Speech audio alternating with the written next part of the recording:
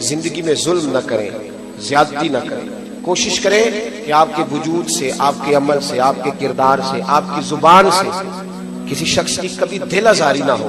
تھوڑی دیر رک جائیں، تھوڑی دیر خیال کر لیں۔ میں بریلی شریف میں اللہ نے مجھے موقع دیا کچھ عرصہ وقت گزارنے کا۔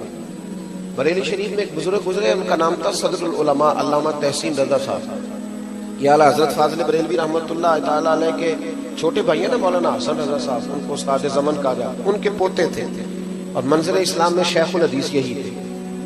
وہاں ایک مسجد تھی، اس کو پرانا شہر کہتے ہیں بریلی کا، کانکر ٹولہ محلے کا نام ہے۔ تو وہاں حضرت پانچوں نمازوں کی امامت فرماتے ہیں۔ ایک دن آپ، اصل میں نا ہم نے اپنے بزرگوں کو نہ پڑھا ہے نہ کبھی آگے بیان کیا، اس لیے ہمارے لوگ کہتے ہیں بزرگ وہی تھے جو 600 سال پہلے گزر گئے، حالانکہ یہ رسول پاک کا دین ہے، اس میں ہمیشہ خیر رہے گی، اس میں ہمیشہ اولیاء رہے گی، اس میں ہمیشہ اللہ کے نیک بندے رہے گی۔ وہ علیحدہ بات ہے کہ جب آدمی کے پاس دولت زیادہ ہو، پڑھ لکھ بندہ زیادہ جائے تو پھر سارے اسے اپنے سے چھوٹے ہی نظر آتے ہیں، لیکن اس امت میں ایسا ہو نہیں سکتا کہ لوگ نہ ہوں، ہر دور میں لوگ۔ علامہ تحسین رضا صاحب رحمۃ اللہ علیہ 2008 میں ان کا وصال ہوا۔ حدیث پاک پڑھائی انہوں نے 50 سال، تو عصر کی نماز پڑھانے مسجد میں آئے، اور نماز پڑھاتے ان کو 42 سال گزر گئے تھے اس وقت اسی مسجد۔ نماز پڑھانے لگے تو کہنے لگے یار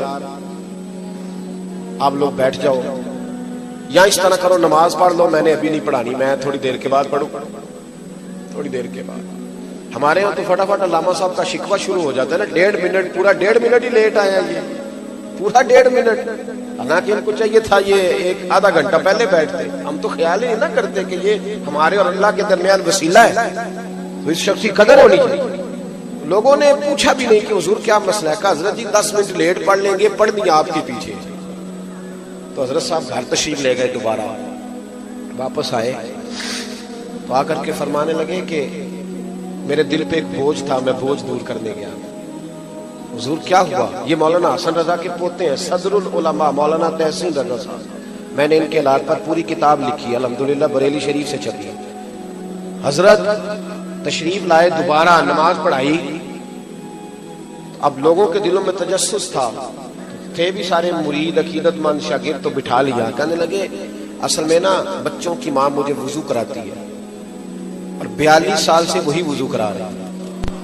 آپ کو پتہ ہے وہ پیتل کے لوٹے ہوتے تھے تھوڑے وزنی، تو کہتے ہیں زمانے سے وہی رکھا ہے، اسی سے وضو ہوتا ہے۔ کہتے ہیں آج نا عصر کا جب وہ وضو کرانے لگی تو اس کے ہاتھ سے نا وہ لوٹا پھسل گیا، میرے پیر پہ لگا تو میں نے ڈانٹ دیا، میں نے کہا 42 سال ہو گئے تجھے ابھی تک وضو نہیں کرانا آیا، میرا پیر پہ لگا دیا۔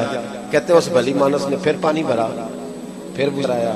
میں جب مصلی پہ کھڑا ہونے لگا تو دل میں خیال آیا وہ پابند تو نہیں تجھے وضو کرانے، پابند تو نہیں، اور تو اتنا بڑا شیخ الحدیث ہو کے ابھی تک تجھے یہ پتا چلا کہ بڑھاپا آ گیا، اس کی پوتی اور پوتے بھی بڑے ہو گئے، پر وہ خامن کی ڈیوٹی سمجھ کے تیری نوکری کرتی ہے، اور تو اس کا دل توڑ کے سیدھا مصلی پہ۔ بتا اللہ اکبر جب کہے گا تو رب کے سامنے کیا منہ لے کے جائے گا؟ فرماتے میں گھر گیا ہوں اور جا کے میں نے بچوں کے بیچ کھڑے ہو کے اس سے کہا ہے چل اللہ کی رضا کے لیے معاف کر دے، معاف کر دے، غلطی ہو گئی، مجھے نہیں کرنا چاہیے تھا۔ کہتے ہیں وہ رو پڑی ہے، کہتی ہے حضور آپ کے فرمایا نہیں، میں نے مصلی پہ چڑھنا ہے، اور پھر میں نے نماز میں مصطفیٰ کو یہ بھی کہنا ہے کہ السلام علیکہ ایھا النبی، تو وہ میرا منہ میرا جو ابھی بیوی پہ ظلم کر کے آیا ہے، وہ جب نبی پاک پہ درود پڑے گا کہیں ایسا نہ ہو حضور کہ چل دوڑ جا، پہلے صفائی تو کر کے آ۔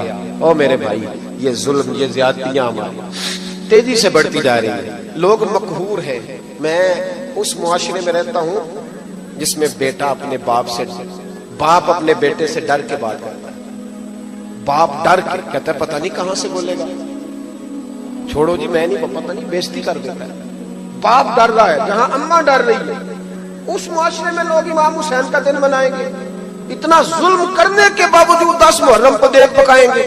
خیال کریں، ظلم جو ہوتا ہے نا، ظلم، وہ ابن حجر نے لکھا ہے کہ ایک پرانا بادشاہ ایران میں گزرا ہے، ایران کے علاقے میں مکران شاہ اس کو کہا جاتا تھا، تو وہ ایک دن سیر کے لیے نکلا، ایک پل آتا تھا، پل کے اس جانب جنگل تھا، اس جانب آبادی تھی، تو پل سے گزر کے وہ جنگل میں سیر کرنے گیا۔ وہاں ایک بوڑھی عورت تھی، اس کی گائیں رہتی تھی جنگل کے قریب کچی آبادی میں، تو اماں اس گائے کا دودھ دھو کے گزارا کر لیتی تھی۔ تو جب وہاں سپاہی گئے تو ماں سے کہنے لگے گائے تیری بڑی اعلیٰ ہے، ہمارا کھانے کو دل کرتا ہے، بیچ دے۔ اماں کہنے لگی نہیں بیچنی، کہنے لگے نہیں بیچو گی تو ہم پولیس والے ہیں ویسے لے لیں گے، یہ سوسائٹیوں والے بلیک میل نہیں کرتے؟ ہاں ہاں مجھے کہنے دے بات، آپ ویڈیو تو میری بن رہی ہے نا، مجھے کہنے دے، آپ کرنے دے بات۔ بہت بڑی سوسائٹی بنے گی جی، اس میں کسی غریب آدمی کی 4 ایکڑ ہے وہ نہیں بیچنا چاہتا، کہتے ہیں باؤنڈری کر دیں گے، ہم راستہ ہی نہیں دیں گے۔ کس نے اجازت دی زمین پہ قبضہ کرنے کی؟ بخاری مسلم میں تواتر درجے کی حدیث ہے، نبی پاک علیہ السلام نے فرمایا جس نے کسی کی بالشت زمین پہ، یہ ایک بالشت ہم گٹ کہتے ہیں پنجابی میں، جس نے کسی کی ایک بالشت زمین پہ قبضہ کیا، قیامت کے دن اللہ 7 زمینوں کا طوق بنا کے اس کے گلے میں ڈال دے گا۔ لیکن یہاں انہیں حمایت حاصل ہوتی ہے بہت سارے ایسے لوگوں کی جنہوں نے لوگوں کو ظلم سے بچانا تھا، تو اماں سے کہنے لگے اگر تو نہیں دے گی تو ہم لے لیں گے۔ اماں مجبور تھی، کہنے لگی میں نہیں بیچوں گی، میں نے اس کو شروع سے پالا ہے، میری گھر کی پالی ہوئی ہے، میں کیسے بیچ دوں؟ اماں بیچاری کہیں باہر نکلی تو سپاہیوں نے پکڑا، گائے ذبح کی، بھون کے کھا گئے۔ حکومت تھی نا، بادشاہ تھوڑا رحم دل تھا۔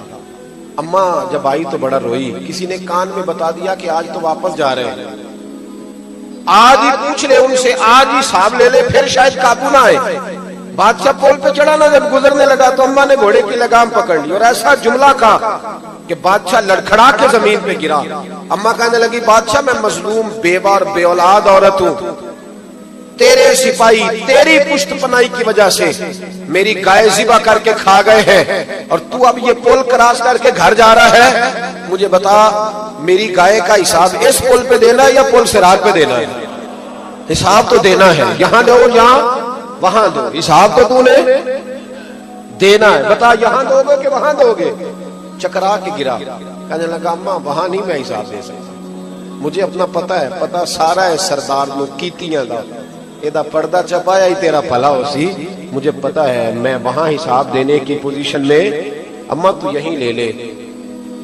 آخری جملہ، آخری بات آپ کو یہ سمجھا رہا ہوں، یہاں حساب کتاب کر لیں، وہاں حساب مشکل ہوگا۔ حضرت عمر کہا کرتے تھے اللہ کے حساب لینے سے پہلے اپنا حساب کر کے رکھ لو، اپنا حساب ایسا نہ ہو کہ وہاں جب حساب ہو تو مشکل ہو، زیادتی کبھی نہ کریں، ظلم کبھی نہ کریں، جبر کبھی نہ کریں۔ دیکھیں ہمارا وجود، ہمارے لفظ، ہماری باتیں یہ سینے چیرنے کا سبب نہ بنے، ان سے آزمائشیں نہ پیدا ہوں، تکلیفوں کا سامان نہ کریں، کوشش کریں خیر کچھ تقسیم ہو جائے تو ہو جائے۔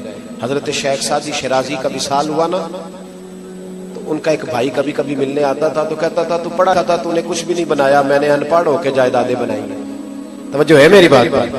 ان پڑھ ہو کے جائیدادیں۔ تو جناب سعدی کہنے لگے اس دن آنا جس دن میرا جنازہ اٹھے گا، اکھاں جدو میٹیاں زمانہ مینوں روے گا، اپنا تے اپنا بیگانہ مینوں روے گا، تو جدو نہ میں دسیا میں خاراں نوں میں خانے وچ جام ٹوٹ جان گے تے میں خانہ مینوں روے گا، کئی لک لک روڑ گے تے کئی بک بک روڑ گے، گلیاں دا یانا تے سیانا مینوں روے گا۔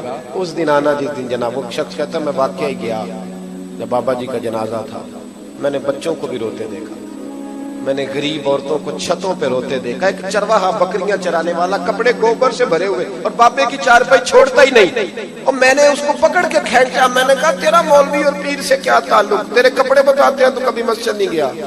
تو وہ رو پڑا، کہنے لگا یہ میرا بھی مرشد تھا، میں غریب ہوں، بکریاں چراتا ہوں، سارا شہر مجھے کمی کہتا تھا، پر بابا جب میرے پاس سے گزرتا تو گھوڑے سے اتر جاتا، مجھے سینے سے لگاتا، میرا ماتھا چومتا، اور میرا ماتھا چوم کے کہتا اپنے آپ کو کمی، چھوٹا اور حقیر نہ سمجھنا، تمہیں پتہ ہے بکریاں چرانا تو مدینے والے رسول کی سنت ہے، یہ تو نبی پاک کا طریقہ ہے مبارکہ ہے۔ تو کہتے 1 منٹ لگاتا تھا بابا، مجھے فرش سے اٹھا کے عرش پہ بٹھا دیتا تھا، تو آج یہ گیا ہے تو مجھے کسی اور کا نہیں پتا، میرا سر ننگا کر گیا، اب مجھے کون عزتیں دے گا؟ بھائی وقار بڑھائے، عزت دے، اور عزت کسی کو وہ دیتا ہے جس کے اپنے پاس ہوتی ہے۔ اگر آپ عزت کریں گے تو معنی اس کا یہ ہے کہ آپ صاحب عزت ہے۔ دعا کرتا ہوں اللہ کے حضور جو میں کہہ سکا مالک کو فرمائے، جہاں ہم بھول گئے اللہ ہم سے درگزر فرمائے، آمین۔ آخر دعوانا